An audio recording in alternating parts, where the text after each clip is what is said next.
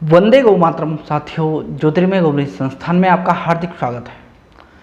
मित्रों, आज हमारा देश जिस स्थिति से गुजर रहा है, आज जो हमारी देश की स्थिति है, कल वो स्थिति और भी गंभीर हो जाएगी। हमारा भविष्य, हमारा अस्तित्व खतरे में है। हाँ साथियों, मैं आज बात कर रहा हूँ कैंसर के बारे में, विशेष बच्चों के कैंसर के बारे में, चाइल्डहुड कैंसर। मित्रों, क्या होता है बच्चों का कैंसर या चाइल्डहुड कैंसर? मित्रों, बच्चों का कैंसर जो 0 से 14 वर्ष तक के बच्चों में जो कैंसर पाया जाता है उसे चाइल्डहुड कैंसर कहते हैं। इसकी एक विशेष श्रेणी है।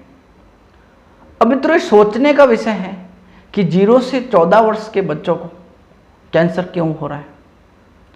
मित्रों, हमारा देश विश्व में दूसरे स्थान पर है चाइल्डहुड कैंसर के अंदर। पूरी दुनिया के अंदर दूसरा स्थान हमारा है, भारतवर्ष का। आज हमारे देश के अंदर प्रतिवर्ष 50,000 बच्चे इस कैंसर का शिकार हो रहे हैं। वो बच्चे 1 साल से लेके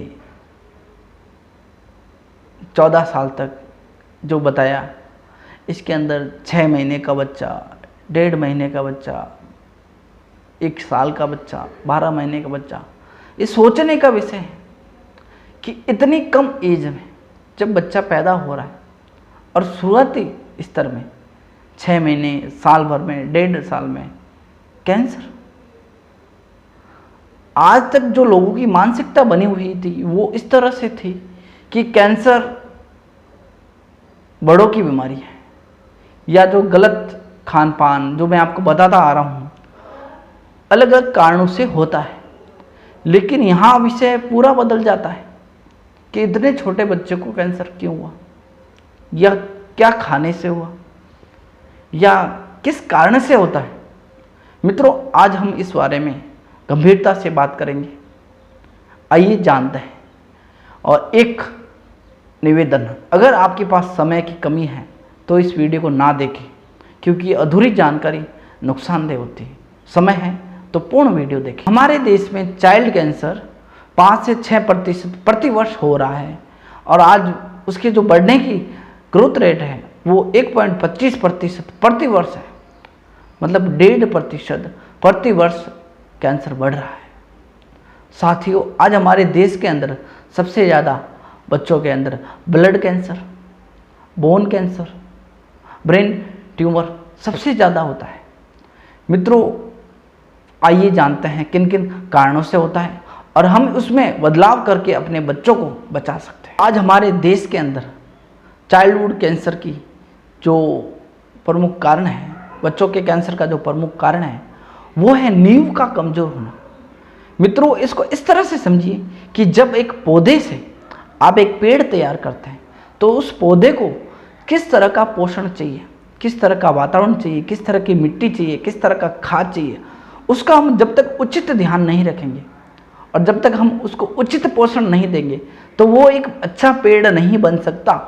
उसी तरह से आज हमारे देश में जो बच्चे जन्म ले रहे हैं वो जन्म से कमज़ोर, कुपोषण का शिकार और अलग अलग रोगों के साथ जन्म ले रहे हैं। उसका कारण आगे जाके रोगग्रस्त होते हैं, रोग प्रतिरोधक क्षमता कमज़ोर होती है और आगे जाके ब्लड कैंसर, बोन कैंसर और अन्य तरह के कैंसर का शिकार होते हैं। कारण वही है मित्रों कि जब जन्म से पोषण नहीं मिला, पोषण की कमी, वो पोषण की कमी आगे जाके एक विकराल रूप ले लेती है। अगर आपने पौधे को अच्छी तरह से पोषण नहीं दिया तो अच्छा पेड़ नहीं बन सकता। आज हमारे देश में जो परंपरा, जो पारंपरिक रूप में जो परंपरा थी वो खत्म हो चुकी है। हमारे देश में सबसे पहले गर्भ संस्कार होता था, बच्चा ऐसे ही पैदा नहीं किया जाता था। आज जो बच्चे गलतियों से पैदा हो रहे, वैसे हमारे देश में बच्चे पैदा नहीं होते थे। जैसे महाराणा प्रताप, महाराणा सांगा, महाराणा रावल, जो जितने बड़े बड़े आदमी हुए, छत्रपति शिवाजी, ये ऐसे ही पैदा नहीं हुए, गलतियों से पैदा नहीं हुए, इनको उस तरह से पैदा किया गया। उसका नाम है गर्भ संस्कार। जो तरीका है अच्छे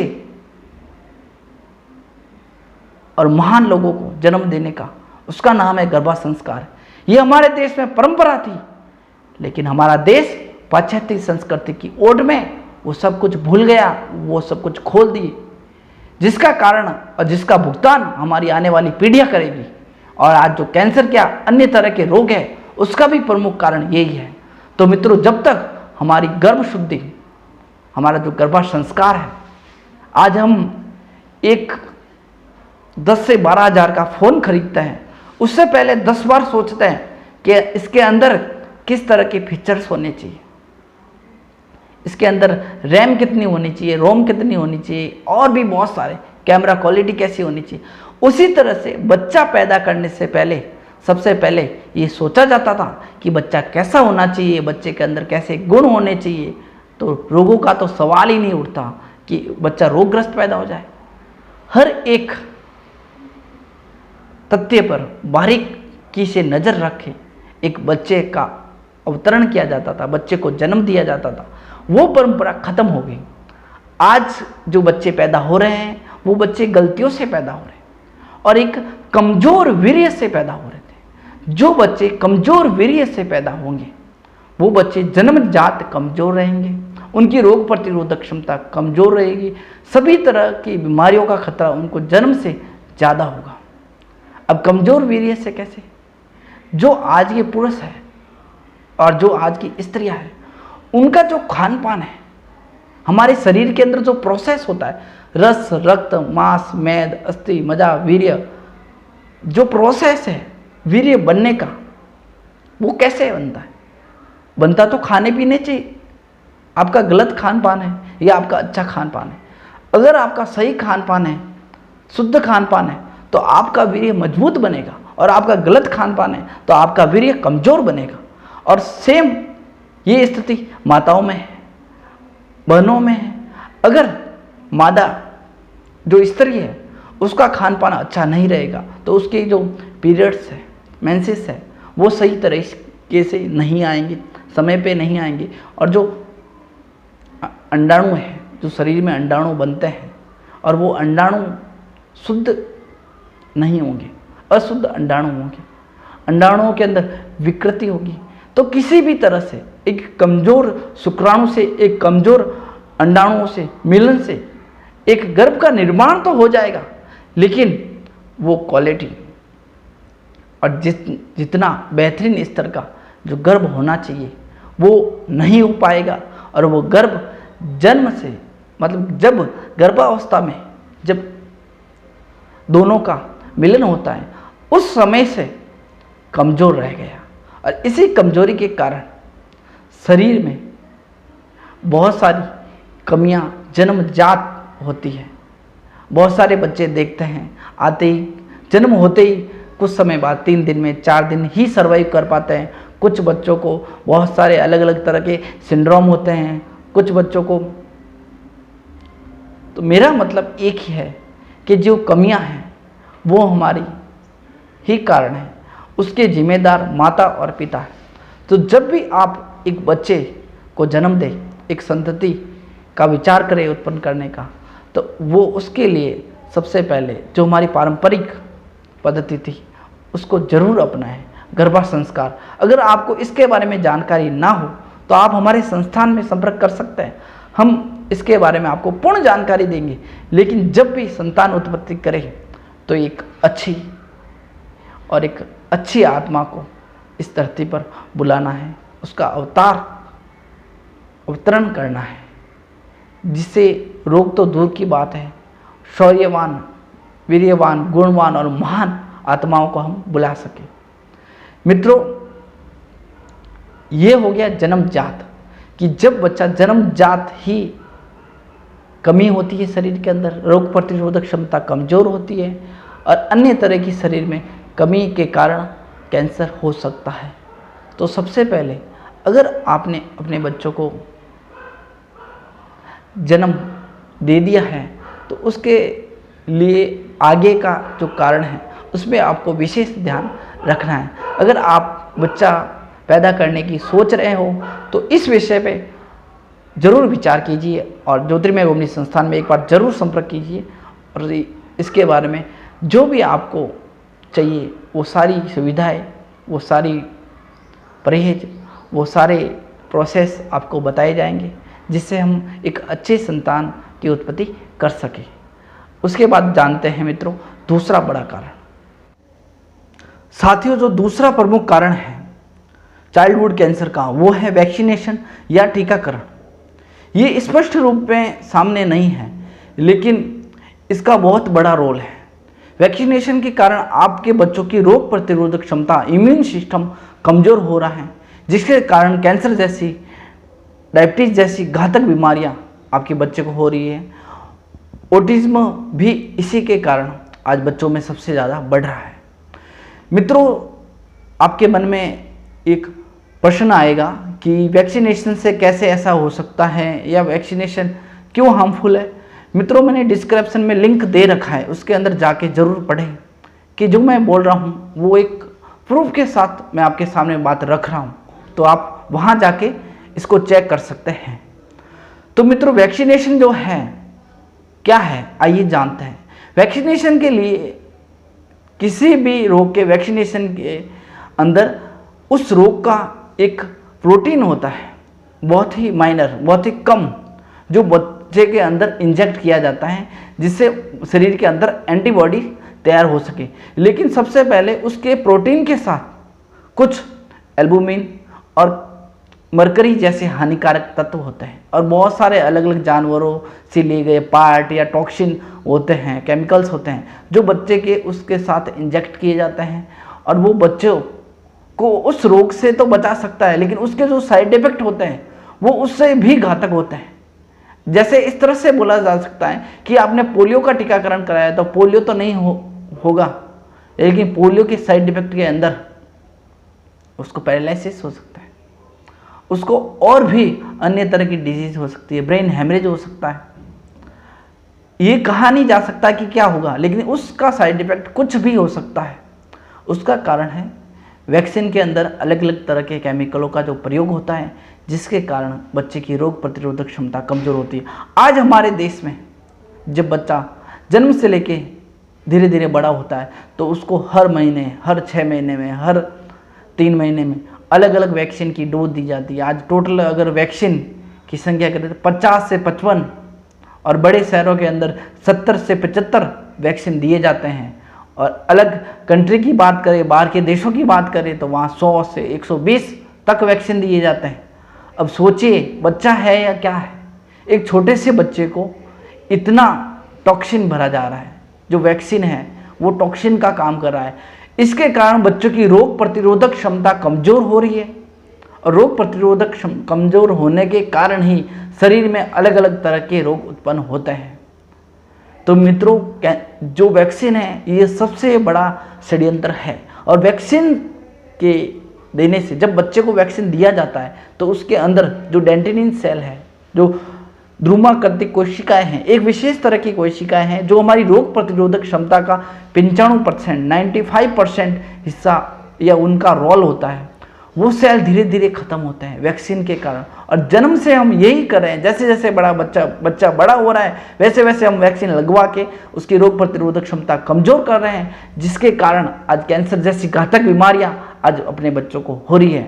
और ये बहुत ही बड़ी दुख की बात है और वैक्सीनेशन को लोग समझना नहीं चाहते। तो मेरी एक अपील है, एक बार डिस्क्रिप्शन में जाके, लिंक में जाके वैक्सीन के बारे में ज़रूर पढ़ें। अगर आप भी अपने बच्चों को वैक्सीन दिलवाते हो तो ज़रूर पढ़ें और आप स्वयं निर्णय करें कि आपके बच्चे को वैक्सीन दिलाना चाहिए या नहीं चाहिए, वो आप स्वयं निर्धारित करें, लेकिन एक बार वो जानकारी जरूर देखें। मित्रों, अगर आप वैक्सीन नहीं दिलवाते हो तो बच्चों के लिए क्या करना है, उसके लिए आपको अपनी परंपराओं की ओर जाना होगा। जो हम पहले करते थे वही करना है। वैक्सीन तो कुछ समय हुआ आए हुए, तो वैक्सीन जैसा जो टॉक्सिन है, जहर है, उससे अपने बच्चों को दूर रखें और उसकी जगह अपनी परंपराओं की ओर जाए। और अब हमारी परंपरा में क्या है, जब बच्चा पैदा होता है, बच्चा पैदा होने से लेके 21 दिन तक 21 दिनों तक ताज़ा पंचगव्य का सेवन करवाएं। अगर जिस बच्चे ने जन्म से लेके 21 दिनों तक अगर ताज़े पंचगव्य का सेवन कर लिया तो उसकी बच्चे की जो रोग प्रतिरोधक क्षमता होगी वो इतनी अद्भुत होगी, जो इम्यून सिस्टम इतना अद्भुत होगा कि किसी भी तरह से रोगग्रस्त नहीं हो सकता। आज ये बात हम आपको कह नहीं रहे हैं, हमने ये प्रैक्टिकल किया है और हमारे संस्थान से ऐसे बहुत सारे साथी जुड़े हुए हैं जिनके बच्चों पे ये प्रैक्टिकल हुआ है, हमारे संस्थान के बच्चों के ऊपर ही प्रैक्टिकल हुआ है और आज वो पूर्णतः स्वस्थ है। उनको किसी भी तरह की क्रॉनिक डिजीज नहीं है, उनको जन्म से लेकर 21 दिन तक ताज़ा पंचगव्य सेवन करवाया गया। तो मित्रों, आपको अपनी संस्कृति की ओर जाना है, अपनी परंपराओं की ओर जाना है। जो वैक्सीन का षड्यंत्र है इससे अपने बच्चों को दूर रखना है, जिससे उनका स्वास्थ्य अच्छा रह सके और कैंसर जैसी घातक बीमारियों से बचा जा सके। साथियों, जो तीसरा प्रमुख कारण है वो है माँ के दूध की कमी। मित्रों, आज हमारे देश के अंदर माँ के दूध की कमी 50% माताएं ऐसी हैं जो प्रसव के बाद प्रॉपर मात्रा में दूध उनके अंदर दूध उत्पन्न नहीं होता है या वो दूध उनके स्तनों में नहीं बन पाता है, जिससे वो अपने बच्चे को सेवन करवा सके या बच्चे को स्तनपान करवा सके। मित्रों, आज जो ये प्रमुख समस्याएं आ रही है इसका प्रमुख कारण है पोषण की कमी। एलोपैथिक में ट्रीटमेंट लेने के बाद जो आज प्रसव से पूर्व जो 9 महीने तक विभिन्न प्रकार के मल्टीविटामिन, विभिन्न तरह के कैल्शियम और अन्य तरह की जो केमिकल का सेवन करवाया जाता है, इतने केमिकल खिलाने के बाद में जो शरीर की स्थिति होनी है वो आपके सामने है। लगभग 50% माताएं ऐसी है जिनको स्तनपान करवाने का शुक्र नहीं मिल रहा है, दूध बन नहीं रहा है शरीर में प्रॉपर मात्रा में। ये समस्या पहले नहीं थी, गांव के अंदर मैंने अपनी आंखों से देखा है, 2-2 और 3-3 साल तक बच्चे को दूध पिलाती थी माताएं, और आज ऐसी स्थिति है शहरों के अंदर कि 6 महीने भी दूध नहीं पिला सकती। 6 महीने तो दूर की बात है, 1 महीने भी नहीं पिला सकती, इतनी दूध की कमी है, दूध बन नहीं रहा है। तो उसका कारण तो हो गया पोषण की कमी। उसके बाद उससे जो घातक है वो है इसका अल्टरनेटिव। माता का दूध नहीं बन रहा है तो बच्चे को क्या दिया जाए, और इसका जो अल्टरनेटिव है वो इससे भी ज़्यादा हानिकारक है। दूध नहीं देने के कारण से बच्चे की रोग प्रतिरोधक क्षमता जन्म से कमज़ोर होती है, और उसके ऊपर जो हम इसका अल्टरनेटिव ढूंढते हैं उसको देने से बच्चे की रोग प्रतिरोधक क्षमता और कमज़ोर हो जाती है। अल्टरनेटिव के अंदर आप देते हो फूड सप्लीमेंट। आज विदेशी कंपनियों ने, जो आज की फार्मा कंपनी है, उन्होंने पूरा किट बना रखा है। 1 महीने के लिए ये फार्मूला, दूसरे महीने के लिए ये, तीसरे महीने के लिए ये, पूरा साल 2 साल 3 साल का पूरा फार्मूला बनाया हुआ, पाउडर बनाया हुआ है, घोलो और पिलाओ। इसके अंदर केमिकल है जो आप फूड सप्लीमेंट दे रहे हो, जिससे बच्चे की रोग प्रतिरोधक क्षमता कमज़ोर होती है। अगर आपको अल्टरनेटिव ढूंढना था तो आप अपनी परंपराओं की ओर जाते, लेकिन नहीं, हमें शहरी बनना है, हमें विकास करना है, और विकास में हम बच्चे की रोग प्रतिरोधक क्षमता और हमारे बच्चे की बीमारियों का कारण हम हो गए, हमारे बच्चे के सर्वनाश का कारण हम हो गए। तो आपको करना क्या है? अगर माता का प्रॉपर मात्रा में दूध नहीं बन रहा है तो उसका परंपरा के अंदर बहुत सारे समाधान हैं और बहुत सारे अल्टरनेटिव हैं। ये जो आप फूड सप्लीमेंट बच्चों को दे रहे हो जन्मजात, ये बच्चे की रोग प्रतिरोधक क्षमता को कमज़ोर करते हैं, इम्यून सिस्टम को कमज़ोर करते हैं, जिससे कैंसर जैसी घातक बीमारियां आज अपने बच्चों को हो रही है। अब आपको देना क्या है? अगर माँ का दूध नहीं बनता है तो सबसे पहले माँ को देनी है शतावरी। लिख लीजिए, शतावरी जो औषधि आती है पंसारी की दुकान पे आपको मिल जाएगी, उसका पाउडर बना दीजिए और सुबह शाम गाय के दूध के साथ 1-1 चम्मच उसको पिलाइए। माता का दूध बनना शुरू हो जाएगा। उसके बाद में भी प्रॉपर मात्रा में दूध नहीं बनता है तो सर्वश्रेष्ठ बच्चों के लिए, बालकों के लिए जो दूध कहा गया है वो है बकरी का दूध। आप जो फूड पॉइजन या जो फूड सप्लीमेंट लाते हो, जहर लाते हो, उससे बढ़िया तो एक बकरी ले आओ। बकरी का दूध आप अपने बच्चों को दे सकते हो, वो अमृत के समान है बच्चों को, और पाचन के लिए भी बहुत ही अच्छा है। उसके बाद अगर बकरी का नहीं मिल पाए तो देशी गाय का दूध अमृत है। आज अगर कलयुग के अंदर अमृत है तो वो देशी गाय का दूध है। पिलाने का तरीका है, आधी मात्रा में पानी डाल दीजिए। अगर आप 500 ml दूध ले रहे हो तो 500 ml पानी मिलाइए, गर्म कीजिए, वापस ठंडा कीजिए, वो दूध आप अपने बच्चों को दे सकते हो। तो लेकिन ऐसे केमिकल युक्त अल्टरनेटिव का प्रयोग ना करें, फूड सप्लीमेंट का प्रयोग ना करें, ये बच्चे के लिए हानिकारक है, रोग प्रतिरोधक क्षमता कम करते हैं, और आज बच्चों के अंदर जो विभिन्न अलग अलग तरह की बीमारियां हो रही है उसके जनक है। चौथा जो प्रमुख कारण है चाइल्डहुड कैंसर का, बच्चों के कैंसर का, आइए देखते हैं। जैसा कि हमने वीडियो में देखा कि आज जो हम अपने बच्चों को भोजन दे रहे हैं, रिफाइंड फूड, पैकिंग पे, कोल्ड ड्रिंक्स, इनके अंदर कितने हानिकारक केमिकल है, कितने हानिकारक तत्व है, MSG, मोनोसोडियम ग्लूटामेट, इतने भयंकर केमिकल हमारे बच्चे को बीमार बनाने के लिए बहुत है। और आज जो कैंसर जैसी बीमारियों का प्रमुख कारण पैकिंग फूड है, जो भोजन है, जो हम अपने बच्चों को जो भोजन दे रहे हैं वो कैंसर का कारक है। हम अपने ही हाथों से अपने बच्चे को जहर दे रहे हैं। मित्रों, अभी भी समय है, आने वाली पीढ़ियों को बचाओ, अपने पीढ़ियों का बचाव करो, और आपको ये निर्णय लेना होगा और बहुत ही बड़ा बदलाव करना होगा। जो पैकिंग फूड है, जो केमिकल युक्त खान पान है, वो अपने घरों में पूर्णतया बंद करो, और अपने बच्चों को जैविक अनाज, प्राकृतिक सब्जियां, फल, फ्रूट खूब मात्रा में दीजिए, जिससे उनकी रोग प्रतिरोधक क्षमता बढ़ सके, उनका इम्यून सिस्टम अच्छा रहे, जिससे वो कभी भी किसी भी बीमारी से पीड़ित ना रहे। मित्रों, अगर आपका किसी भी तरह का स्वास्थ्य संबंधित प्रश्न है, कैंसर संबंधित प्रश्न है, तो अवश्य करें। अधिक जानकारी के लिए संस्थान में संपर्क करें। जय गौ माता, वंदे मातरम। और इस वीडियो को ज़्यादा से ज़्यादा शेयर करें, जिससे हम अपना भविष्य बचा सकें, और चैनल को सब्सक्राइब करें, जिससे हम ऐसी जानकारी आप तक पहुंचा सकें।